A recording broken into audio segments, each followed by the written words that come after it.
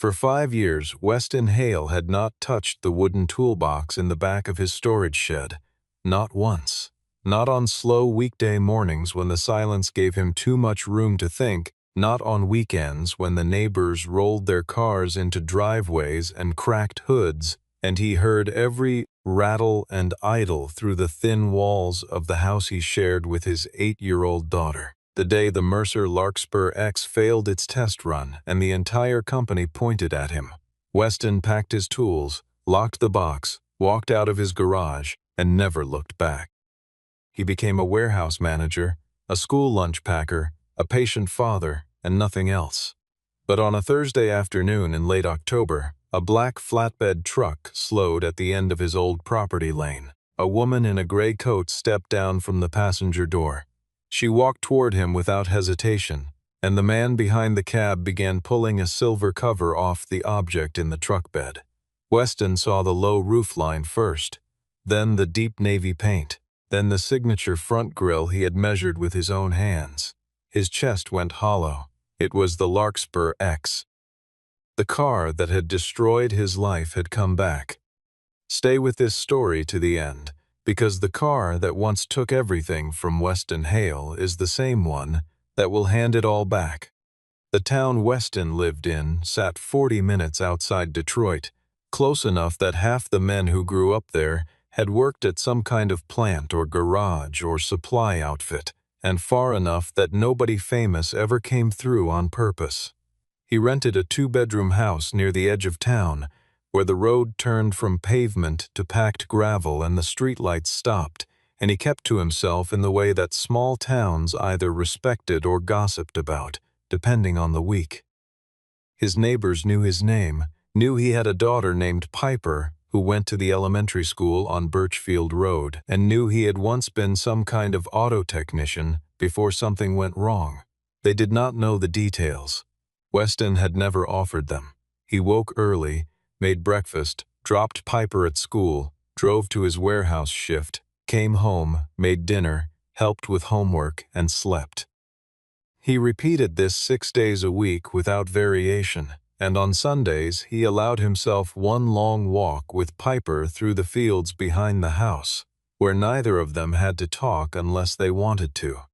The old garage on his rental property was technically his to use, but he had turned it into a storage space within the first month of moving in. He kept lawn equipment along one wall, boxes of Piper's old toys along another, and in the far back corner, pushed against the wall and covered with a canvas tarp, sat the wooden toolbox.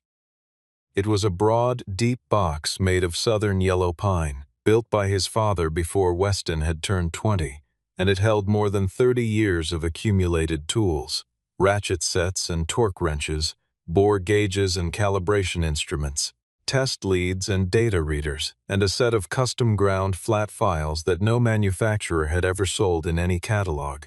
Every tool was clean. Weston had washed them all the last night he used them, before packing them, because he was that kind of man.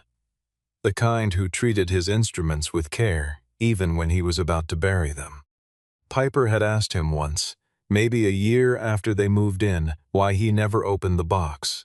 She was 7 at the time, sharp enough to notice things and old enough to ask about them. Weston had been standing at the garage door in the blue dusk, and he thought about the question longer than a simple answer required. He told her some doors got closed for a reason, and that keeping them closed was sometimes the only way a person could keep going.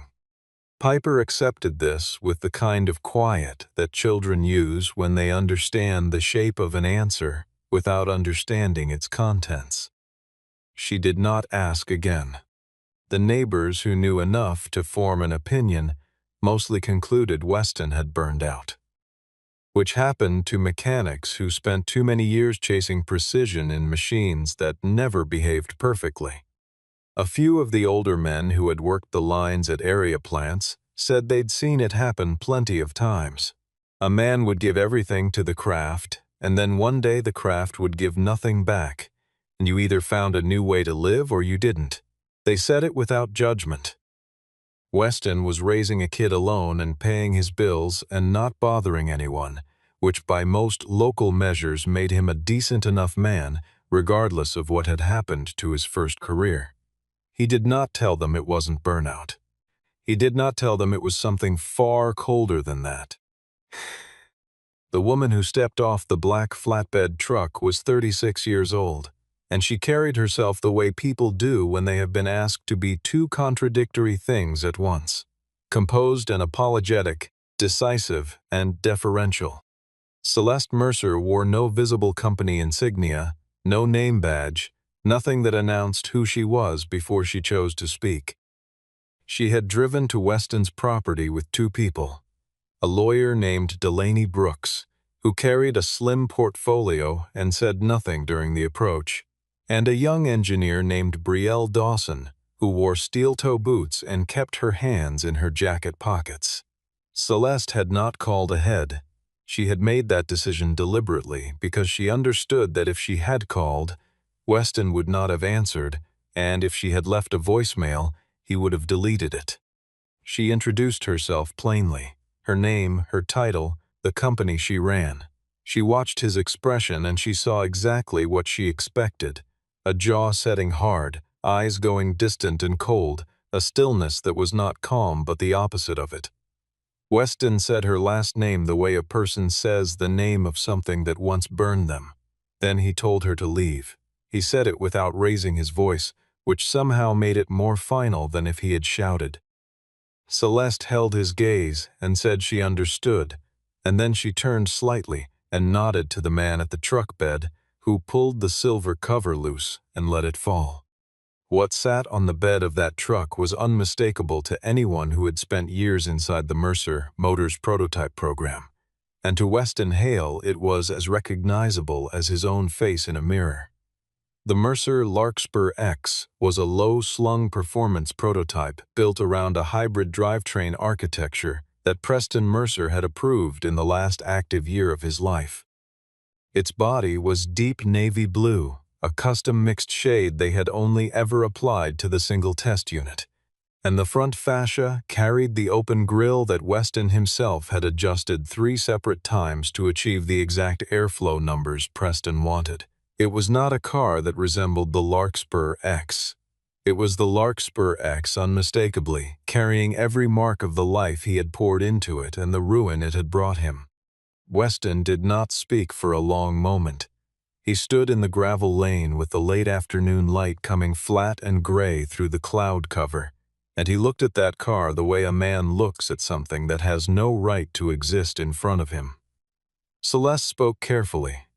She told him the Larkspur X had not been able to achieve a stable high-load run since the original test incident.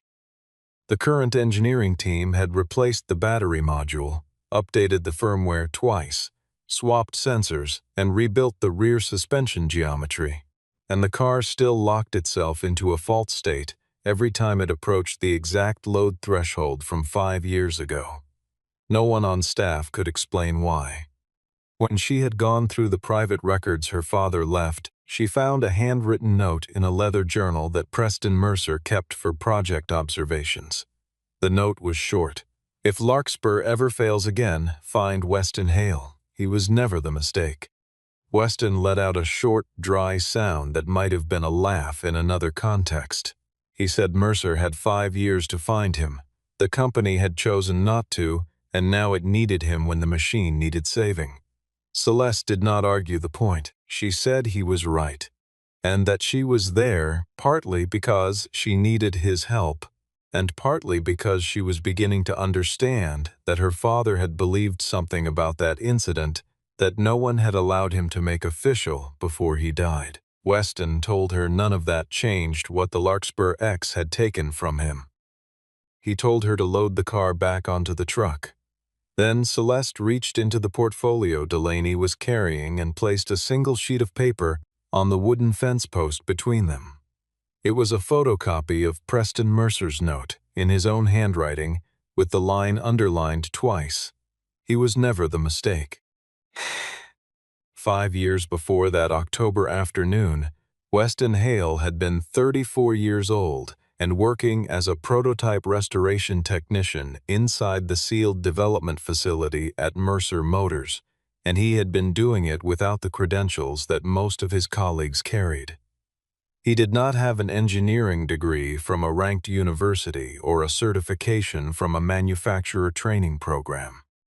What he had was a rare kind of mechanical intuition that Preston Mercer had recognized after watching Weston diagnose a misfiring prototype in 11 minutes, using nothing but a borrowed stethoscope and a second-hand oscilloscope he kept in his truck.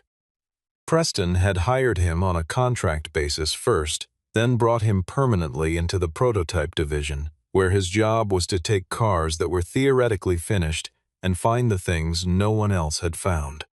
The Larkspur X was the most important project Preston had ever approved. A high-performance hybrid that was supposed to demonstrate that Mercer could build something technically ambitious while the rest of the industry was moving toward simpler, cheaper platforms. The car combined a refined combustion core with a layered electronic control architecture that Preston believed could become a template for an entirely new direction. Weston was assigned to the drivetrain and control system calibration, which meant he spent 6 months living inside the logic of how the car's mechanical and electronic layers communicated with each other. He learned that car the way he had learned every machine he had ever worked on, not through the documentation, but through listening. 3 days before the scheduled test demonstration, Weston ran a routine check on the secondary control module and found that one of the performance boundary parameters had been changed from the value he had set and logged. The new value would cause the car's load management system to interpret a full power run as an out-of-spec condition and trigger a protective lockdown. He documented the discrepancy, flagged it in the internal system, and brought it directly to Garrett Holloway, who was the director of product strategy overseeing the demonstration timeline. Garrett reviewed the log, said the updated parameter had been cleared by a senior engineering approval that morning, and told Weston to proceed with preparation. Weston asked for the approval documentation. Garrett said it would be in the system by end of day. It never appeared. The demonstration run did not go well. When the Larkspur X hit the high-load phase of the test circuit, the control system locked, the run aborted, and the car coasted to a stop in the middle of the track. No collision, no fire, no injury, but the failure was visible to everyone present, and the failure of a demonstration was in some ways more damaging to a company than an ordinary breakdown. The board convened within 48 hours. The conclusion, delivered in a formal report 4 days later, was that a calibration error in the drivetrain tuning had caused a cascade fault. The report named the responsible technician as Weston Hale. He was terminated. He was presented with a non-disclosure agreement and a severance offer that amounted to less than 3 months of pay, and he was told that signing was in his interest. He signed because he had a mortgage at the time and a pregnant wife and no clear understanding of how thoroughly the documentation around the incident had already been rewritten. The marriage did not survive the following 18 months.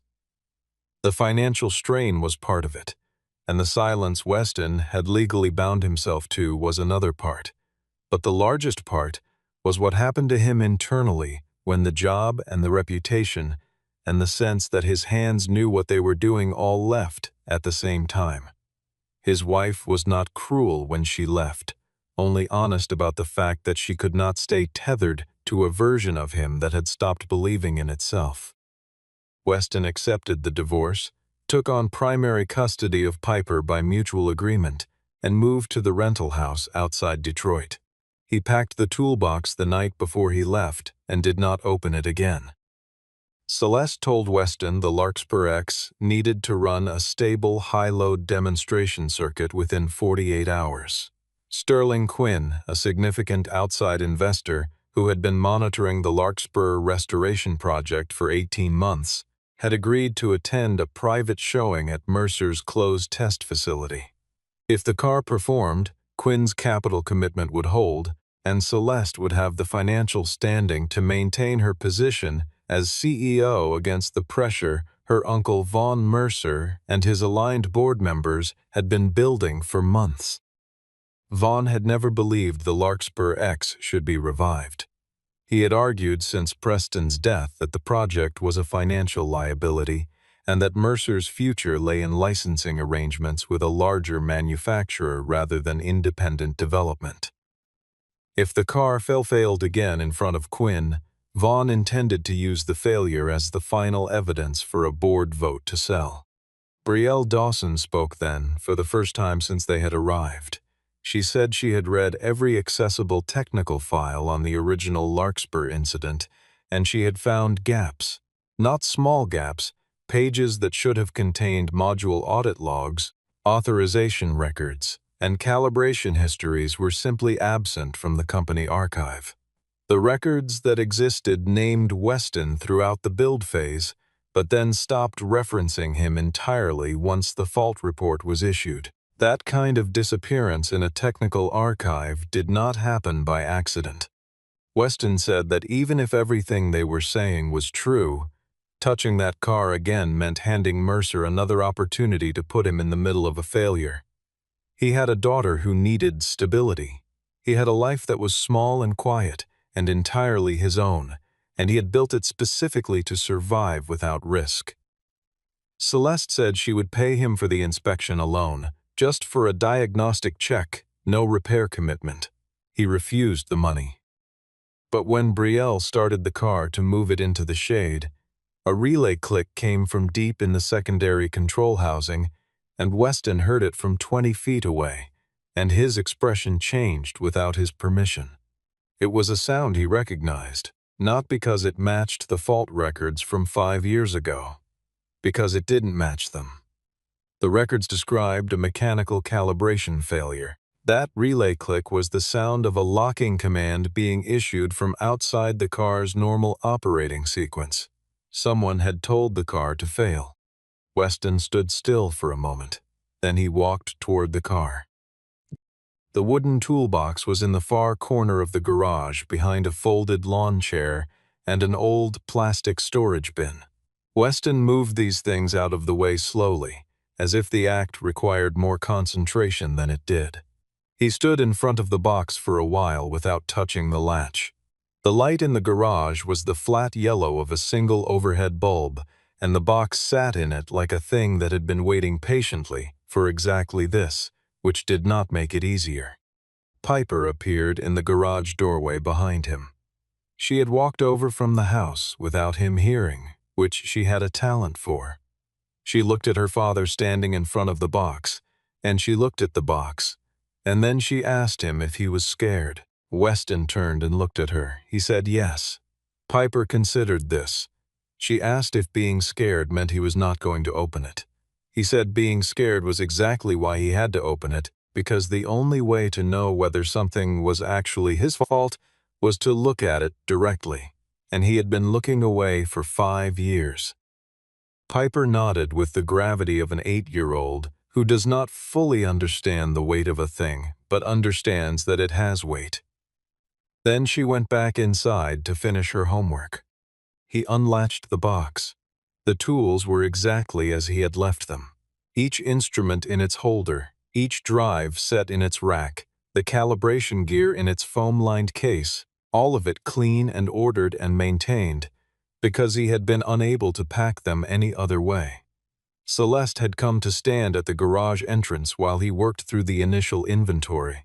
She did not speak, and Weston did not acknowledge her, and both of them understood that what she was watching was not a man getting ready to fix a car. She was watching a man decide whether the thing that had broken him was something he had done or something that had been done to him, and whether he was willing to find out which one was true. Weston loaded the most essential diagnostic instruments into a rolling case and set his conditions before he closed the toolbox again. Every inspection procedure would be recorded on a dedicated data log with a time-stamped backup going directly to Delaney Brooks. No one would alter a finding after the fact. If the investigation surfaced evidence of tampering, Celeste would disclose it completely, not manage it quietly, not settle it with a revised press statement. Celeste agreed without negotiation. Weston said he was not doing this for Mercer. He was doing this because a car had spoken something in a relay click that 5 years of official documentation had denied, and he needed to know what it had been trying to say. He walked back to the Larkspur X, placed both hands on the hood, and spoke to it the way a man speaks to a machine that has been silenced by someone else's order. This time, you tell the truth. Weston's diagnostic approach was nothing like what the Mercer engineers had been doing for months. He did not begin with the battery pack or the firmware interface. He stood beside the car with the hood up and listened to 3 startup cycles in a row, watching the indicator pattern on the secondary module display, measuring current draw with a clamp meter at 4 different points in the harness, and then sat with a notepad for 10 minutes writing down what he had observed before saying anything. Brielle Dawson watched from a respectful distance and said nothing, because it became clear quickly that interrupting him was not the way this worked. He told her what he heard on the 4th cycle. The fault lockout was not originating in the calibration of the drivetrain. The mechanical systems were performing within tolerance, actually closer to Preston's original spec than anything in the current build documentation suggested they should be. The lockout was being triggered by a conditional command buried in the secondary control module, a command that activated specifically when the car entered the high-load test profile at above a threshold speed for more than a set number of seconds. It was a lockout written to look like a protective fault. It was designed to trigger in exactly the conditions of a full-power test demonstration. Brielle pulled the current module log and ran it against the archived report from the original incident. The comparison was not subtle. A firmware update had been pushed to the secondary module 47 hours before the original test run, changing the load threshold parameter and inserting the conditional command. The update carried an internal authorization timestamp. In the official fault report issued after the incident, this update was not mentioned. The report described a manual calibration error attributed to the assigned technician. The update and the report could not both be accurate descriptions of what caused the lockout. One of them was a lie. Weston set the diagnostic instrument down on the workbench and stood without moving for a long moment. He had spent 5 years carrying the weight of a specific kind of doubt, not the ordinary doubt of whether he had made a mistake, but the far more corrosive doubt of whether his own memory and judgment and skill could be trusted at all, whether the hands he had relied on for his entire working life had simply failed in the most visible way possible, and he had been too damaged by the fact to acknowledge it. What the log was telling him now was that his memory had been accurate. His calibration had been correct. The thing he had heard in that relay click on the day of the demonstration, the thing he had tried to report to Garrett Holloway, had been exactly what it sounded like. He had not destroyed the Larkspur X. Someone had destroyed it and used his name to mark the wreckage. Celeste was on the phone with Delaney before Weston finished speaking. The lawyer had already begun pulling the archived administrative files from Mercer's legal department, and within 2 hours she had found what she was looking for in the change authorization records. A now incomplete document set with pages removed, and a revision log showing that the authorization for the firmware update had been approved under an internal account registered to Garrett Holloway. The deletion of those pages had also been performed from that account 14 days after the original fault report was issued. 40 minutes later, Garrett Holloway received a message from his contact on Mercer's board that Weston Hale had been allowed to examine the Larkspur X, and Garrett left his office without finishing his lunch. He arrived at the testing facility the following morning with 2 board members beside him and the posture of a man whose authority has not yet been formally challenged, but who can feel the ground shifting. He looked at the open hood of the Larkspur X, at the instruments on the workbench, at Weston standing beside the car with a data tablet, and his expression moved through a series of quick adjustments before landing on indignation.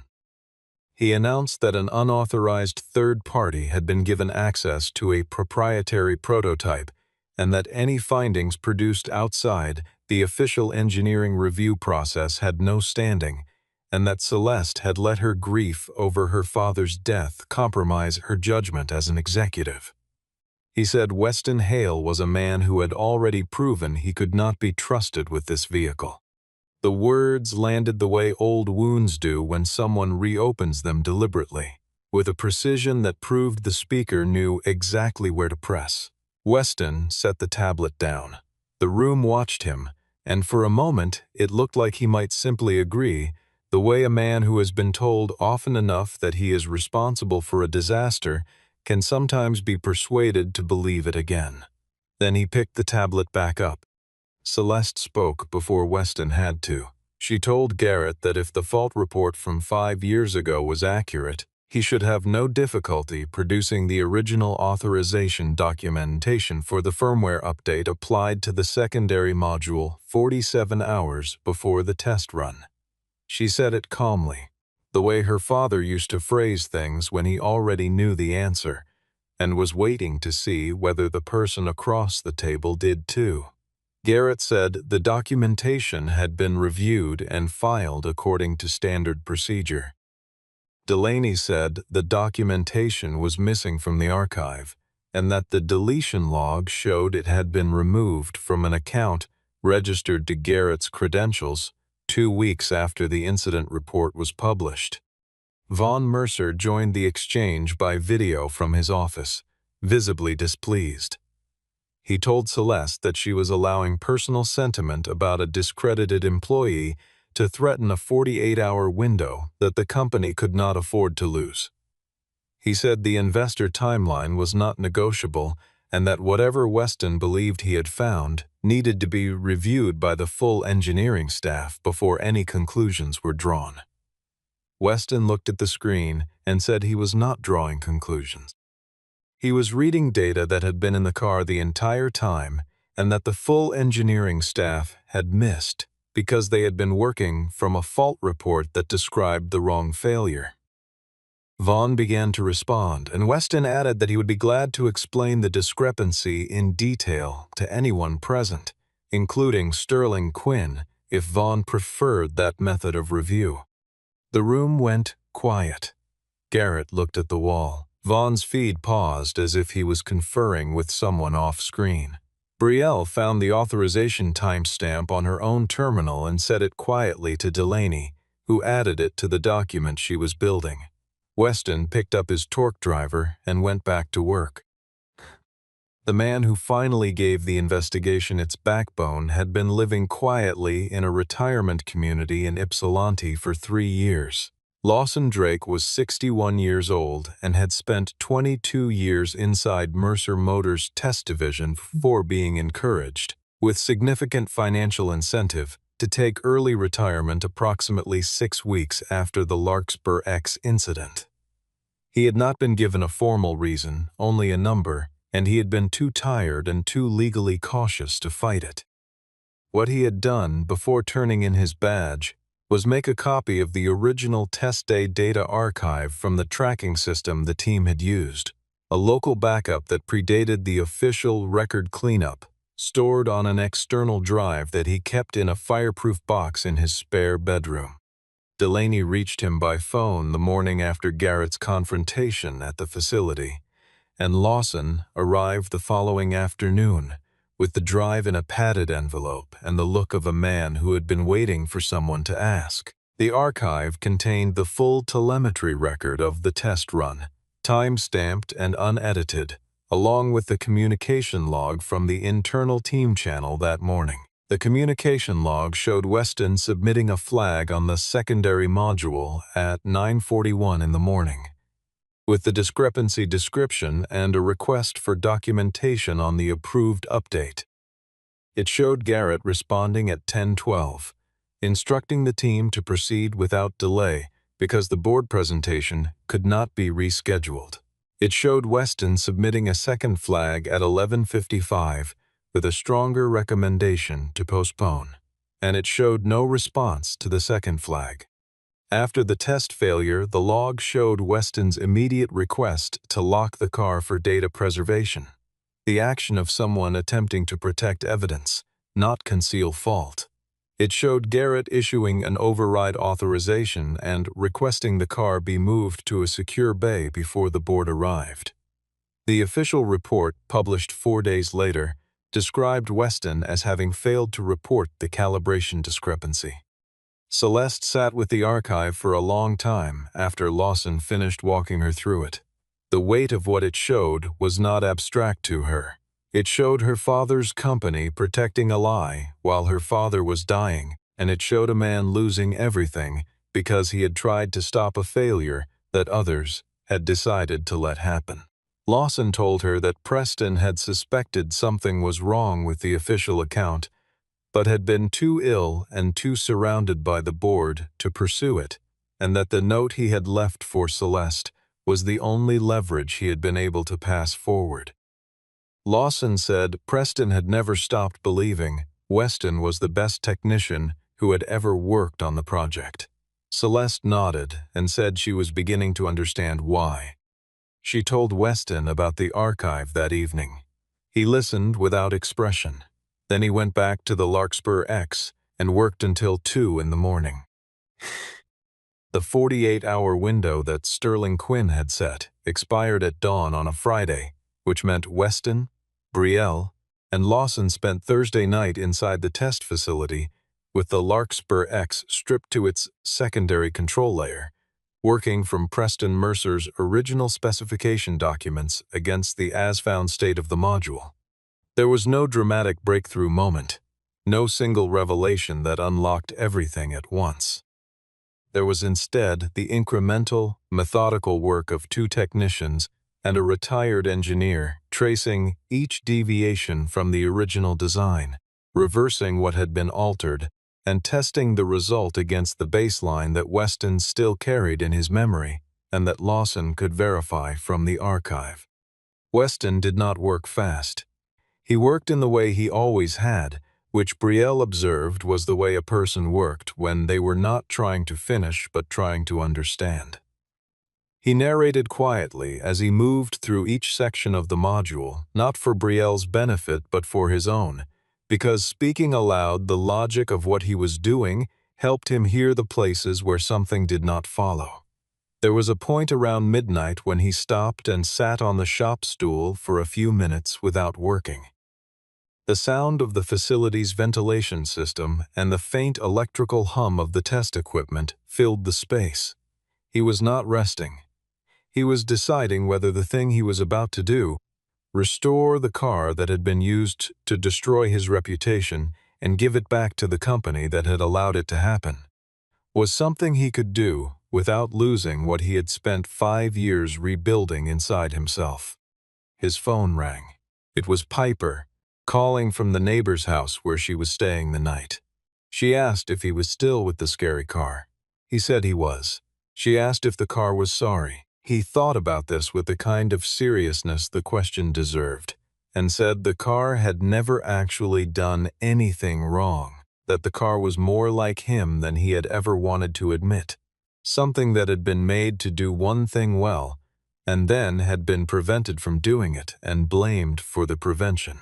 Piper said that was sad. He said it was. Then he said he was asking the car what it had been trying to say for 5 years, and that he thought it was almost ready to say it.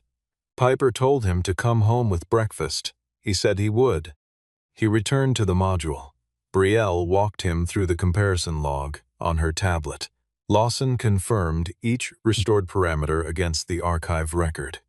At 4:17 in the morning, Weston installed the final corrected command sequence, closed the module housing, reconnected the harness, and asked Betrayal to run the startup cycle. The Larkspur X started cleanly, with the idle character and the secondary system signature that matched the original design documents in every measurable way.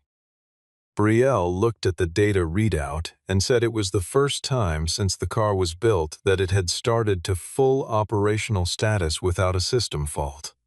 Lawson put his hands in his jacket pockets and looked at the ceiling. Weston looked at the car. The high-load run was still ahead. The test circuit at Mercer's facility was a private loop, 3.2 miles of banked asphalt, built for exactly the kind of performance validation that the Larkspur X had been designed to prove. At 6:40 in the morning, with the light still thin and gray, a small group gathered at the edge of the circuit. Sterling Quinn and his assistant, Vaughn Mercer, standing with his arms crossed, Garrett Holloway beside him with the air of a man who had not slept well, Delaney with the recorder running, Betrayal at the telemetry console, Lawson beside her, and Celeste standing slightly apart from all of them at the edge of the pit lane. Weston stood at the nose of the Larkspur X with one hand resting on the hood. The car rolled out onto the circuit with a Mercer test driver at the wheel, because that was the facility's protocol, and Weston had no argument with it. He watched the monitors at the telemetry console with Betrayal while the car completed its warm-up laps. Everything within tolerance. Suspension loading balanced, battery temperature holding, power delivery smooth. Quinn stood with his hands behind his back and watched in silence. Vaughn said something to Garrett that was too low to hear. Garrett did not respond to it. The driver entered the high-load phase at the start of the third lap. The speed threshold crossed first, then the duration threshold. Then the car reached the exact load profile that had ended the run 5 years ago, and the secondary module entered the range where the conditional command had previously waited. Every person watching the telemetry screen knew what had happened at this point in the last test. The number on the load display climbed. The fault indicator stayed dark. The Larkspur X did not lock. It drove. Garrett's expression went through a change that everyone near him observed and that nobody commented on in the moment. He had been waiting for the system fault the way a man waits for a train he knows is coming, and the train did not come, and what replaced his expectation was something closer to exposure. Quinn watched the car come around the final turn and cross the timing line for the completion of the high-load phase, and he turned to Celeste and asked a simple question: had the car ever done that before? Celeste said yes once, 5 years ago during private development, before someone changed what was in it. Quinn looked at Weston.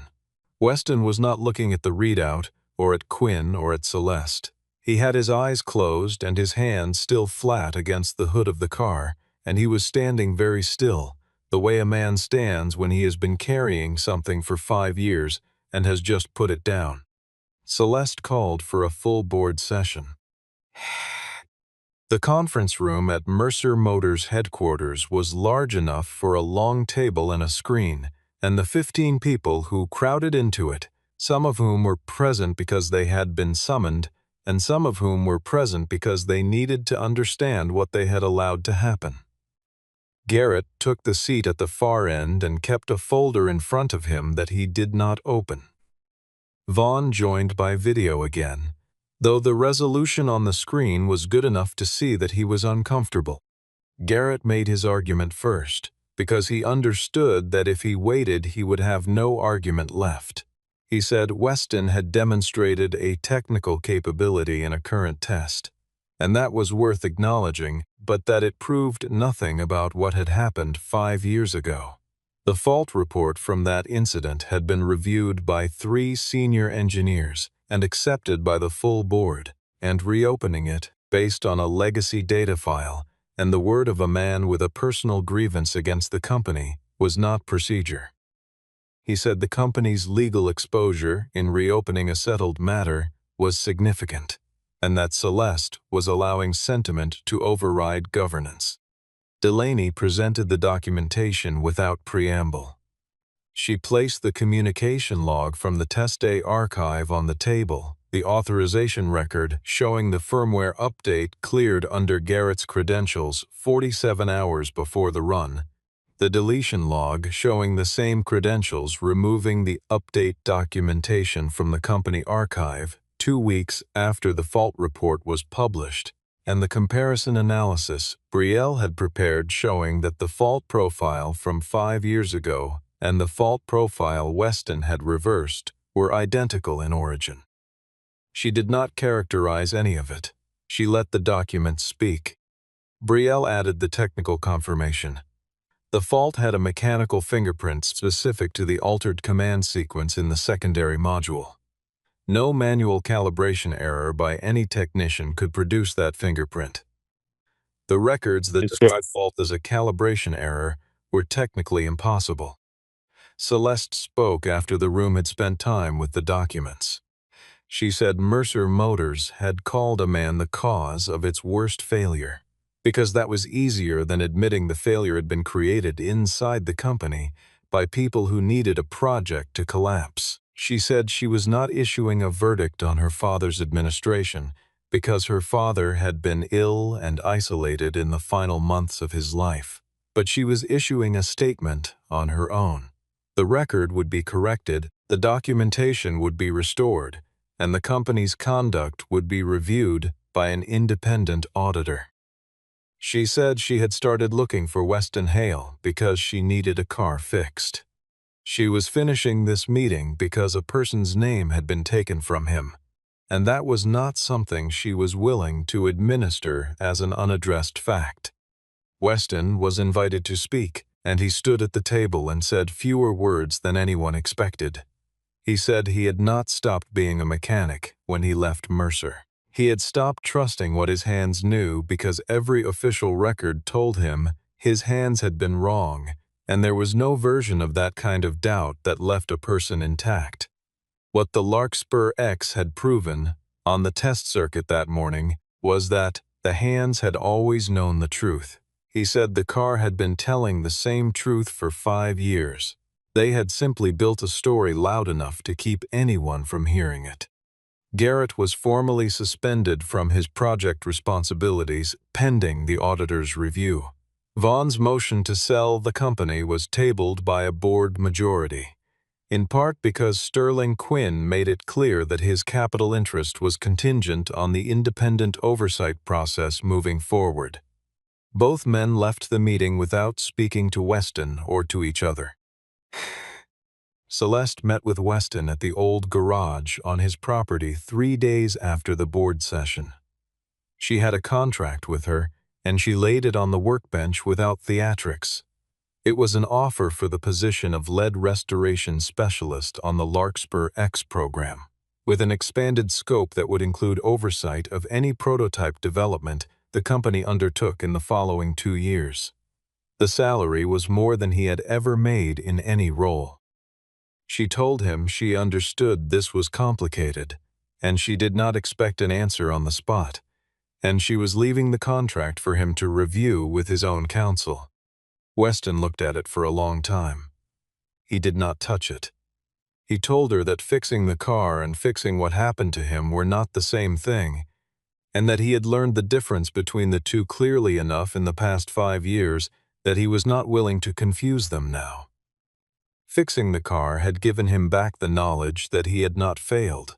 What he did with that knowledge was its own separate question, one that Mercer did not get to answer for him. Celeste said she understood that. She said she had come to find him because the company needed him, and she would not pretend the order of priority had been different. She said if he never worked for Mercer again, she would consider the debt partially settled by the fact that the record had been corrected. But she also said she thought her father would have wanted him to know that the place where his skill had first been recognized had not forgotten what it owed. Piper came into the garage from the house, moving through her usual quiet way of appearing in places. She looked at the toolbox, which was still open on the workbench. She looked at her father. She asked if he was still scared of the car. Weston looked at the toolbox, and then at his daughter, and then at the wall where a framing nail held nothing yet but was the right height for the first wrench his father had ever given him. He said he still was. But he said the fear was different now. Smaller and positioned correctly, not in front of his hands but beside them, the way fear is supposed to sit in a person who has learned what they are actually capable of. He told Celeste he would consult on the Larkspur restoration as an independent contractor. He was not returning to Mercer as an employee. He was opening his own garage under his own name, and the Larkspur could come to him when it needed maintenance. He would do the work on terms he set, in a space he owned, with documentation that belonged to no one's archive but his own. Celeste looked at him for a moment and said that was more than fair.